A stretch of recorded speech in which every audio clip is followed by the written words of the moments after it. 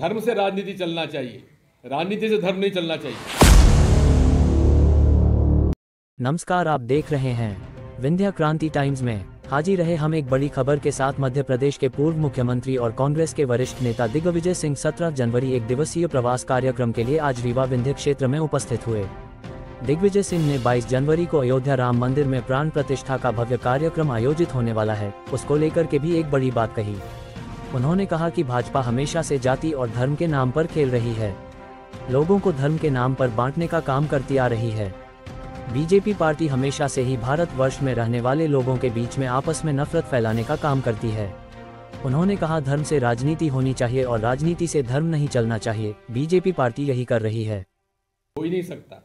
धर्म से राजनीति चलना चाहिए, राजनीति से धर्म नहीं चलना चाहिए। भाजपा और आरएसएस को आपने बताया कि इन्होंने राम मंदिर में कोई सहयोग नहीं, आप ये क्यों नहीं बता पाते कि कांग्रेस ने कितना सहयोग किया है? बात यह है कांग्रेस को कुछ बताने की आवश्यकता नहीं है। जो तथ्य वो आपके सामने मैंने रख दिए, भारतीय संविधान के खिलाफ है। ये तो राष्ट्रीय इतिहास है। कौन सा कॉन्स्टिट्यूशनल पद है मोहन भागवत जी के पास? और यदि बात है, मैं सोमनाथ के मंदिर की बात करता हूँ। सोमनाथ के मंदिर का प्राण प्रतिष्ठा में डॉक्टर राजेंद्र प्रसाद राष्ट्रपति थी, हो गए, सरदार वल्लभ भाई पटेल थे। तो आपने हमारी राष्ट्रपति जो है द्रौपदी मुर्मू जी, उनको क्यों नहीं बुलाया? उनसे क्यों नहीं करवाया? क्या आदिवासियों का अपमान आपने नहीं किया है? ये सारे प्रश्न आप पूछ सकते हैं। फिर मूर्ति की बात आती है। अरे रामलला की मूर्ति जो है, स्वामी स्वरूपानंद जी ने कहा था कि मां कौशल्या जी के गोद में भगवान राम बाल रूप में है, ऐसी मूर्ति बनाना चाहिए। कोई अनुचित बात तो नहीं की थी, लेकिन वो नहीं बनाएंगे। राम दरबार की मूर्ति लगवा रहे हैं। इसका चयन किसने किया? कौन बात ऐसे महान पुरुष थे? ये सारे बिंदु हैं, मैं आपके माध्यम से जनता के बीच में ले आना चाहता हूं। चाहे मुसलमान हो, चाहे सिख हो, चाहे ईसाई हो, चाहे बौद्ध हो, चाहे जैन हो, इन सबके जो प्रावधान और उनके लिए सुरक्षा के लिए जो संविधान में अधिकार दिए गए हैं, उनको भी समाप्त करने का प्रयास किया जाए। इसलिए साथियों, आज जहां लोकतंत्र खतरे में है, वहीं संविधान खतरे में है। जो 1857 की लड़ाई में जब हिंदू और मुसलमानों ने मिलकर ब्रिटिश हुकूमत के खिलाफ झंडा उठाया, उस समय से अंग्रेजी हुकूमत ने ब्रिटिशर्स को ये सोच लिया था कि जब तक देश में हिंदू मुसलमानों को नहीं लड़ाओगे, तब तक देश पर राज नहीं कर पाओगे। आजादी की लड़ाई में ये अंग्रेजी हुकूमत के साथ रहे, क्योंकि ये उनके द्वारा ही स्थापित होकर चारों साल।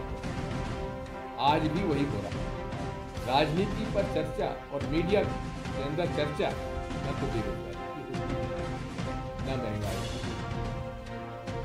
न देश में जो काला धन लाने की बात थी उसकी हो रही है, अब हो जाएगी। और मोदी जी ने कहा था 50 दिन का मौका मुझे दिए, अगर मैं ये सब ना कर सकूं तो मुझे चौराहे पे खड़ा कर दीजिए। अब हम चौराहे पे तो खड़ा नहीं करेंगे, जनता का करेंगे। अगर आप देखेंगे तो किस तरह से अमीर अमीर होता जा रहा है, गरीब गरीब होता जा रहा है। इस देश के 100 लोगों की उतनी संपत्ति हो गई है जितना कि भारत के पूरे देश का बजट होगा, उतनी संपत्ति 100 लोगों के पास। जो उसे बाबरी मस्जिद कहा जाता है, वो 18वीं शताब्दी में किसी समय एक छोटी सी मस्जिद वहां बनाई गई। वहां मंदिर था, उसके प्रमाण मिले हैं। राजमहल भी था, उसके प्रमाण भी मिले हैं। और उसके बाद 1850 से निर्मोही अखाड़ा, जो कि हनुमानगढ़ी में थे, निर्मोही अखाड़े ने सारा संघर्ष शुरू किया रामलला मंदिर। कांग्रेस पार्टी ने केवल इतना कहा है कि हम भारतीय जनता पार्टी संघ और विश्व हिंदू परिषद के आयोजन में नहीं जाएंगे। कहा कि हमारे लिए आस्था का प्रश्न है, जब मंदिर निर्माण पूरा हो जाएगा विधिवत उसमें हम लोग जाएंगे। कौन नहीं जाता है, और किसी की इजाजत चाहिए? हमको इजाजत चाहिए क्या निमंत्रण से हम किसी पे जाएंगे?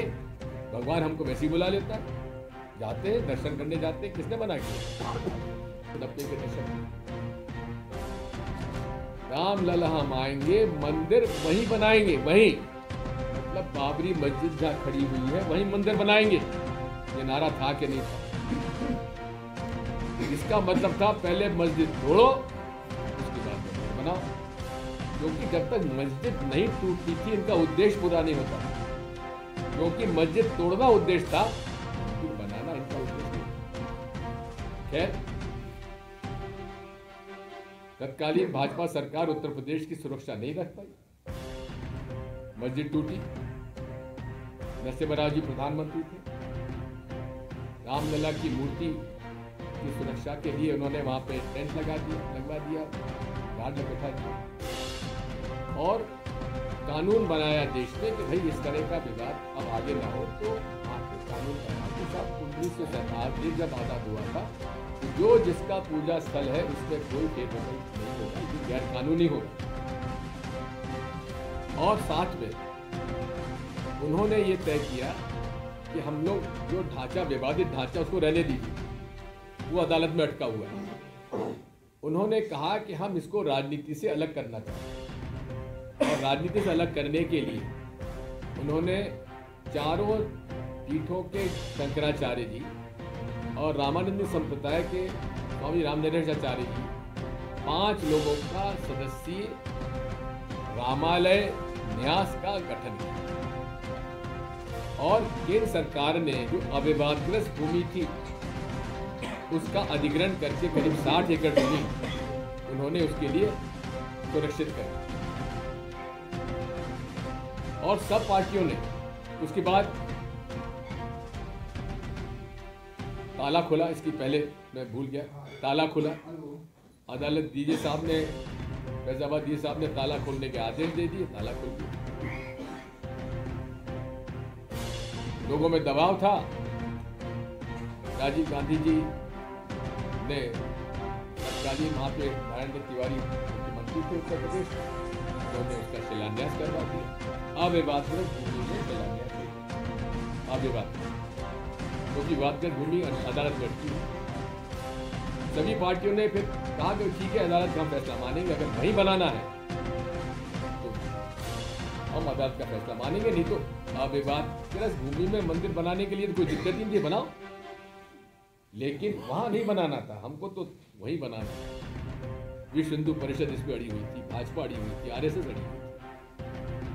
अब ठीक है, हमने कहा ठीक, फैसला हो जाने दीजिए। सुप्रीम कोर्ट का फैसला आया 2019 में, और विवादग्रस्त भूमि उन्होंने कहा कि इसको मंदिर निर्माण के लिए उस ट्रस्ट को दे दी जाए जो मंदिर निर्माण करेगा, और उसके बदले में मुस्लिमों को 5 एकड़ जमीन बस मस्जिद बनाने के लिए देगी। ये फैसला इसको सबने स्वीकार कर लिया, और मंदिर निर्माण का रास्ता खुल गया। अब मंदिर निर्माण किसके माध्यम से हो? हम लोगों ने मांग की। इसमें हमारे मेरे गुरु स्वर्गीय स्वामी स्वरूपानंद जी महाराज द्वारका और जोशीमठ के शंकराचार्य जी, उस समय सारी लड़ाई अदालत में, वीएचपी नहीं लड़ी, अदालत की लड़ाई ये नहीं लड़े, कहीं भी लड़ाई लड़ने वाले स्वामी स्वरूपानंद जी, मुलायम सिंह जी सरकार में उनको नजरबंद चुनार के किले पर रख दिया गया था। शंकराचार्य जी, जिन्होंने की आज़ादी की लड़ाई में ब्रिटिश हुकूमत ने जेल किया, और राम मंदिर निर्माण के लिए उन्होंने जेल जाना पसंद किया। की लड़ाई हमारी जारी है, और हम लोग उसकी लड़ाई जारी रखेंगे। अब मैं आपसे कहना चाहता हूं, मध्य प्रदेश में सारे सर्वे बता रहे थे कांग्रेस सरकार बन रही है, भाजपा तक के लोग कह रहे थे साहब इस बार सरकार नहीं बन रही है। वोटिंग के 17 नवंबर के बाद उनके चेहरे उतरे हुए थे, लेकिन 3 दिसंबर के पहले से उनके पास कुछ जानकारियां आने लगी और